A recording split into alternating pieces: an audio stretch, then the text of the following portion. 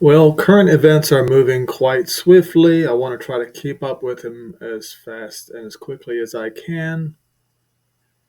Um,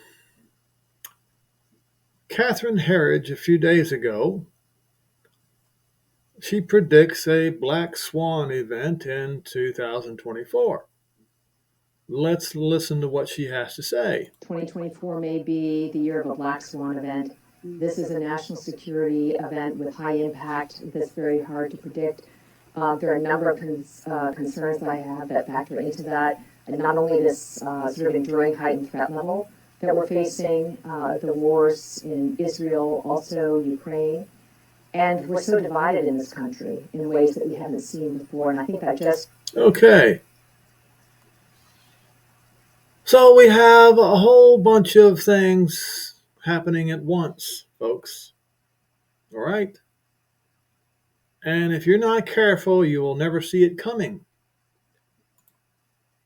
British Colonel. This is on warnews247.gr.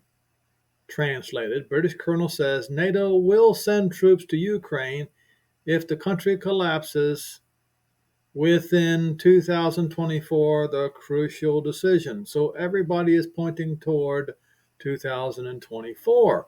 Even the article that I showed you yesterday concerning Lebanon and Gaza, the Israelis mentioned the year 2024. Okay?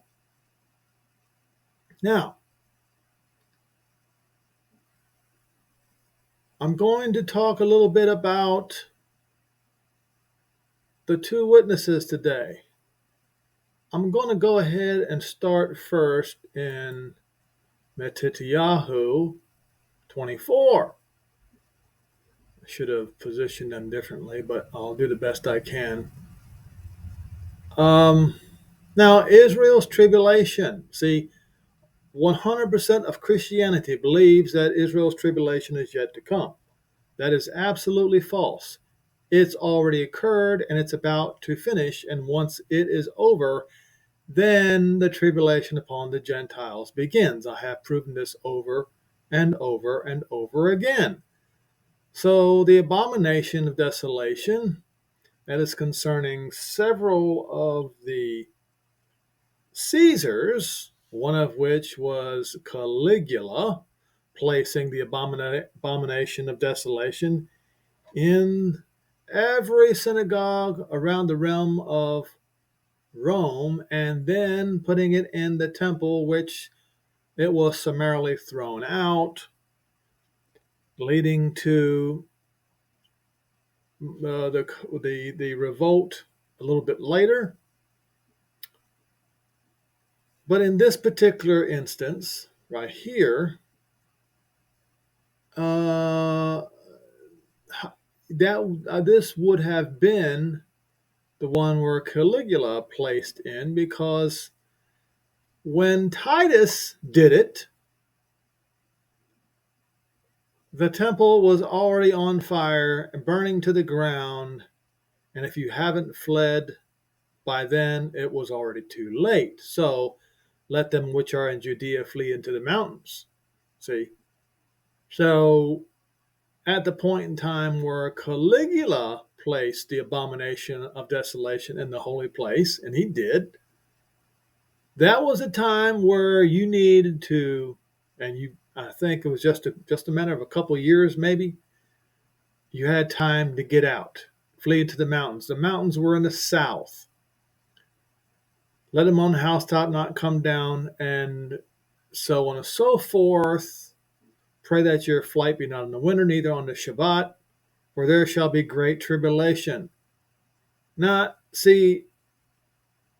Uh, so the great tribulation upon Israel. Once this occurred, and it continued, there is no more tribulation on Israel. It shall never happen again. Now, except those days of Israel's tribulation be curtailed, there should be no flesh saved at all. Why is that? Because the Gentiles will eventually kill each other. This is where we are at today. So from 70 AD in the Roman calendar until now is Israel's tribulation. Who are the elect? I will get there in just a second. Now, what happens after the tribulation of those? The sun shall be darkened, and the moon shall not give her light, and the stars shall fall from the sky, and the powers of heaven shall be shaken. And there shall appear the sign of the Son of Man in the sky, and all of the tribes of the earth will be not mourned, will be cut off. See that? Do you see it? Do I have to show it to you? Will be cut off. Now, if you look in Luke 21, verse 25, it says,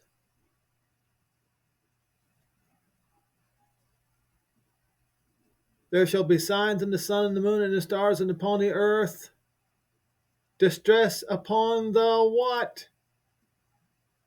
Gentiles. So after distress upon Israel, after destruction of Jerusalem, after the fulfillment of the many, many years of sin upon Israel, then until the time of the Gentiles comes to an end, then comes the tribulation, the distress upon the Gentiles. So then how are the elect going to be gathered from the four winds? Is there a place in the prophets that talks about this? Well, before we go there, let's find out first who the elect are. All right? For Jacob my servant's sake, and Israel my what? Elect. I have called you by your name. I have surnamed you, though you have not, or it says to know me. Not though you have not known me. It says to know me. To know me. I am Jehovah, Elohim. And there's nobody else, which is right there. He is the only one. I girded you to know me. All right? So, if Israel is the elect, and he's going to send messengers to gather the elect, right here, he shall send messengers. You see, your Greek and your King James clouds your vision. Okay? And they shall gather to his elect from the four winds, from one end of the sky unto the other. Notice he says sky. Why is that? Are you going to be flapping your hands and your arms like it's wings? Let's see what the prophet Isaiah has to say about this. This is the time of the rebirth of Zion. This is the time of the darkness that was talked about right here in, let's see here. Shall the sun be darkened and the moon shall not give her light? All right. So does Isaiah 60 agree with this? What is the first thing that you see? Arise and shine, for thy light is come, and the glory of not the Lord, but Jehovah. You can see it right there, is risen. For behold, darkness covers the earth, and gross darkness the people. This is the time of the plague of darkness. But Jehovah shall rise upon you, and his glory shall be seen upon you. And the Gentiles will be forced to come to your light, but not by themselves. As you can plainly see when you keep reading this, they're going to have to bring all Israel with them. Lift up your eyes round about and see, they all gather themselves. They come to you. Your sons are coming from far away. How? And your daughters will be confirmed and supported by your side. You will see them streaming, and your heart shall fear, and your tents will be enlarged, because the abundance of the Mediterranean Sea, the yam, not shall be converted unto you, shall be overturned, overthrown, when the forces of the Gentiles go in to invade. Okay? So let's scroll down here a little bit. Verse 8, who are these that fly in the cloud? Now it says brandish here. Let's look and make sure. Oh, it does say to fly. The word oof is to fly as or in the cloud, like the doves to their windows. So who are the ones that are flying in the cloud? And what are they flying in? The coastlands, that would be the coastlands of the Mediterranean Sea, shall wait. The ships, wait a minute, you almost missed it. Flying ships.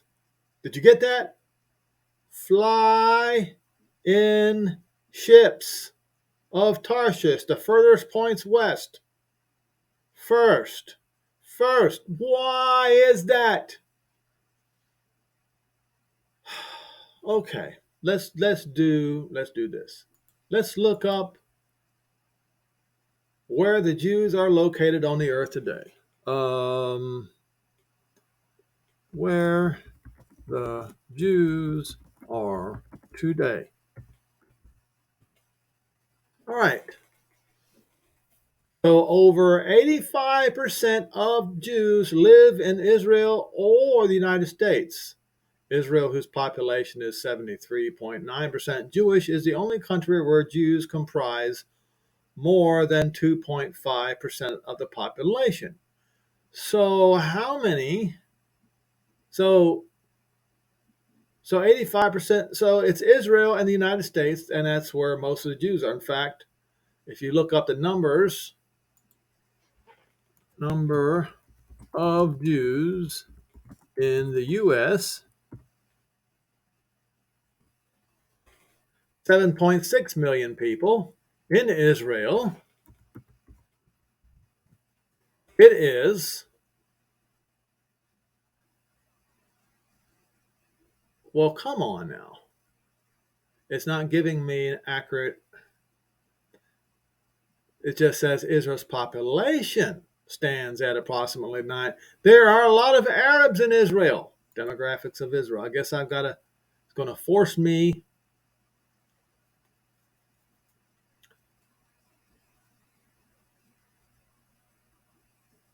All right. So it appears now that it says there are 7.2 million people in Israel. All right. So 7.2 million people in Israel. All right, it said that right here, I guess. I didn't notice that. All right. 7.6 million Jews in the United States of America. As I said, the majority of the Jews live in the United States of America, and we're not even talking about crypto Jews or even the lost 10 tribes. So clearly, they're going to be pointing towards the ships of Tarshish first, to bring your sons from afar, and their gold and silver with them unto Shem Jehovah Elohim. Not to the name of the Lord thy God. It's to Shem Jehovah Elohim, the Kodesh of Israel. The sons of strangers shall build your walls, and kings shall minister unto you. Now, do you see what just happened here? They're going to be flying on ships or flying on airliners. Please open some brain cells in your mind. Let's raise our IQ level above room temperature, please.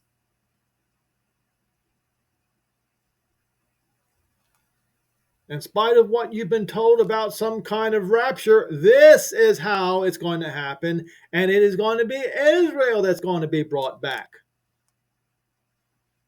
Not your fake rapture. All right? So, who's going to cause this to happen? In Isaiah, wait a minute, where am I happening? My Isaiah 66. There it is, right here. When Jerusalem is rejoicing, okay? She travailed and she brought forth. Does not say before her pain came. It is her pain came and she was delivered of a man-child. Who has heard such a thing? Who has seen such a thing? Shall the earth be made to bring forth in one day? Shall a nation be born at once, or as soon as? For moreover, it says, moreover, yes, Zion travailed, and she brought forth her children. So Zion brought forth, or Zion suffered tribulation. She suffered travail, and she brought forth many children. Okay, and he says, shall I bring to birth and not cause to bring forth? Israel suffered great tribulation in those days. He is saying, shall he cause travail upon Israel and not bring her children forth, bring them back? Says Jehovah, I will bring them forth and not shut the womb. Now,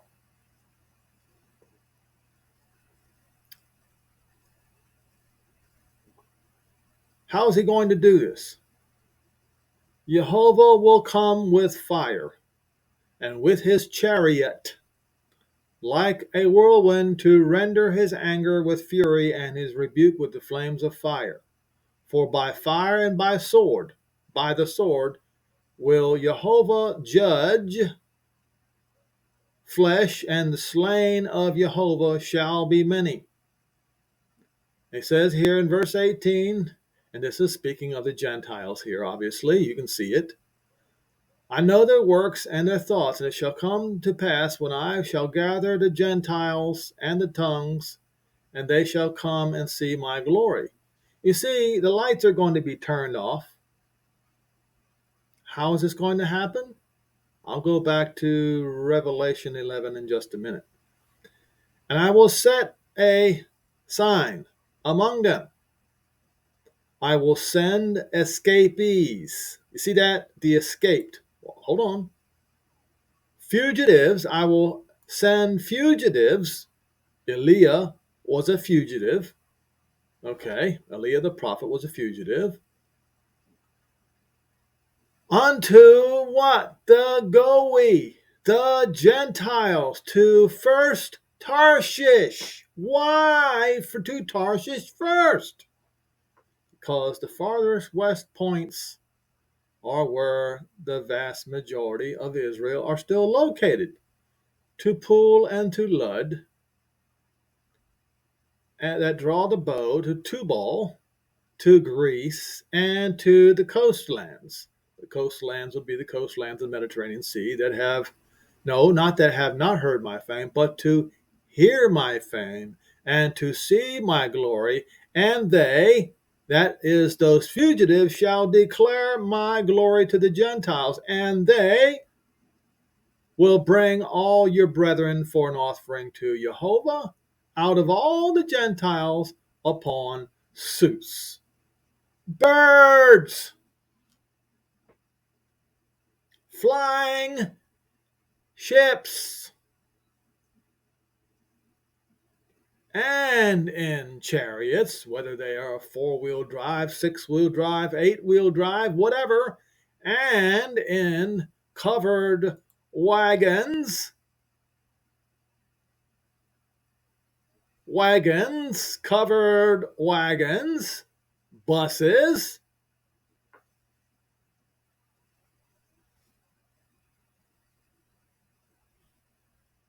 and upon mules and swift beasts, to any kind of mode of transportation that is available in those days, to my holy mountain Jerusalem, says Jehovah. The children of Israel will be an offering in a clean vessel unto the house of Jehovah. And he's going to take the children of Israel to be a kingdom of priests and for Levites, he says.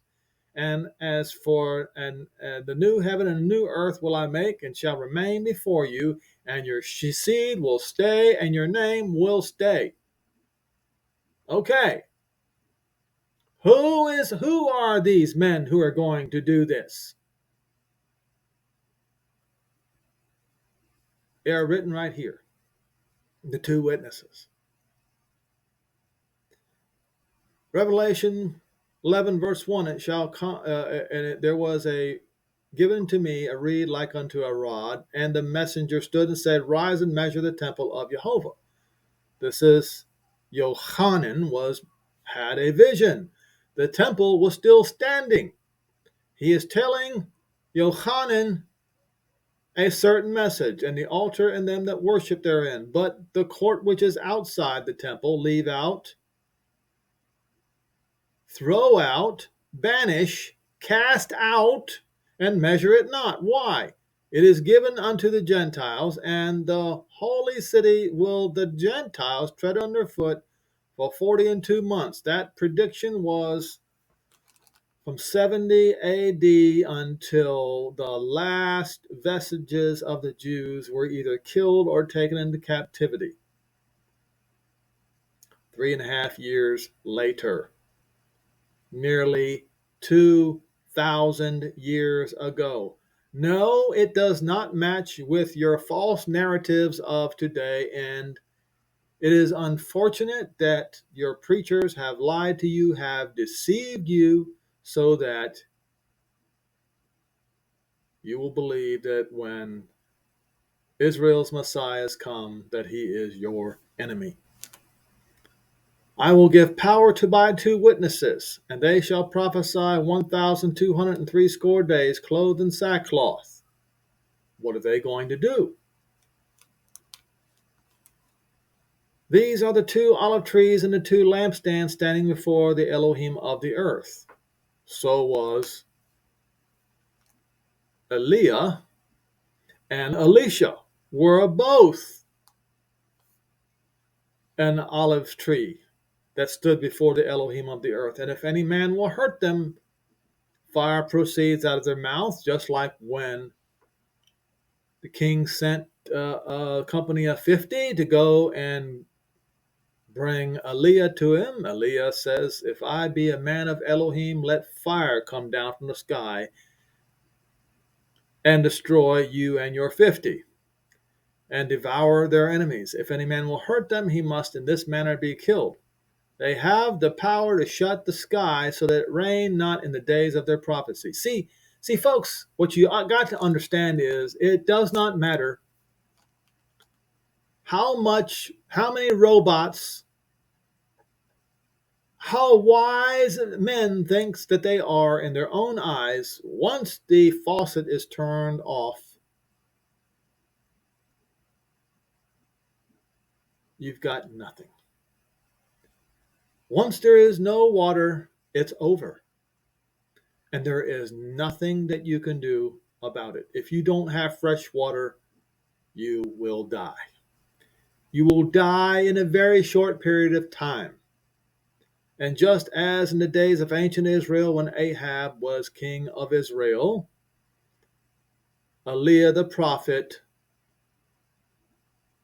brought a plague of no rain for 3.5 years. And then they shall also have the power over water to turn them into blood, so the remaining water can be turned into blood. Why are they doing this? They are doing this to force the nation's attention and to demand them bring all the people of Israel back to the Holy Land. That's the reason why it says right here, and he shall send his messengers with the great sound of a trumpet, and they shall gather his elect from the four winds, from one end of the sky and the other. See, it should make sense to you now. Now you will say, well, we have all this other narrative over here, and this doesn't fit with the other narrative. Well, your other narrative is absolute bull trash. Get rid of it. It's a lie. This is the truth.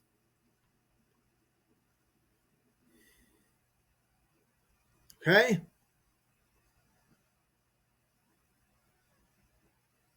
So let me make sure that I got everything.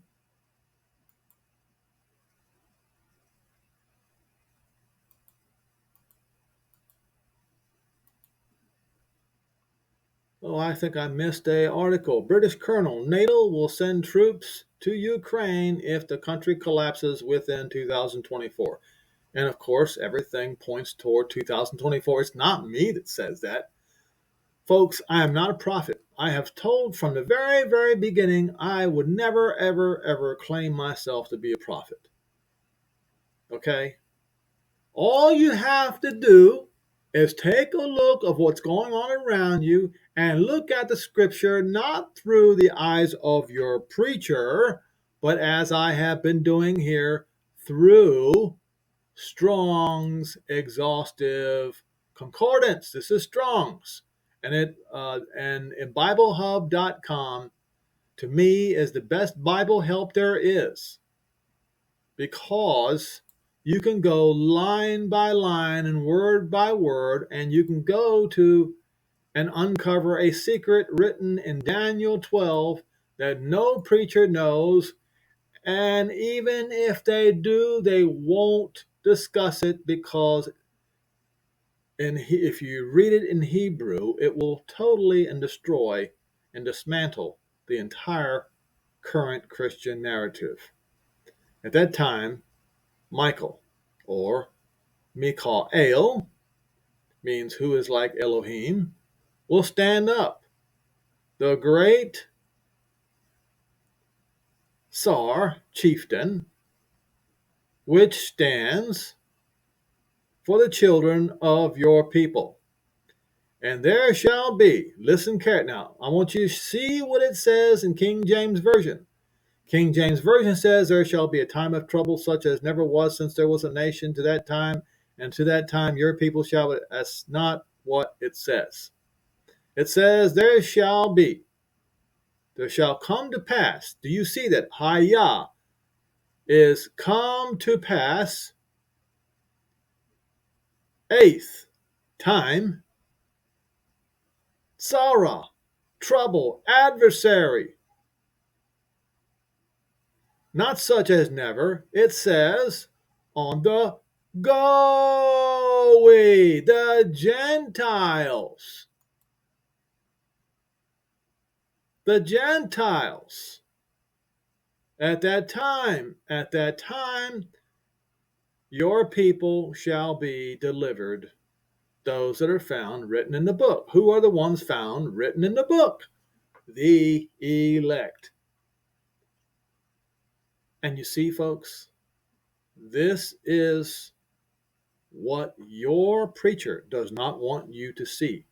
Because if you see this, their narrative will be immediately dismantled right there in front. They will not discuss this using Strong's Concordance. Now, you have an advantage now. You also have a responsibility to not turn around and walk away from the truth. If you walk away from the truth, you will be held accountable for it. Now, just like I said in a few videos ago, you need to get your provisions together. You need to have your passport ready. You need to have beans and rice, because you do not know how long it's going to take from the time when the tribulation upon the Gentiles begins and when the two witnesses start gathering Israel out.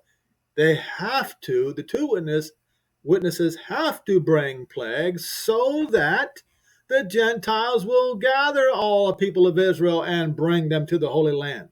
So you must be physically prepared as well as mentally prepared. Otherwise, what is the parable of the 5 wise and 5 virgins about? Please, folks, use your head. Do not be blockheaded. All right?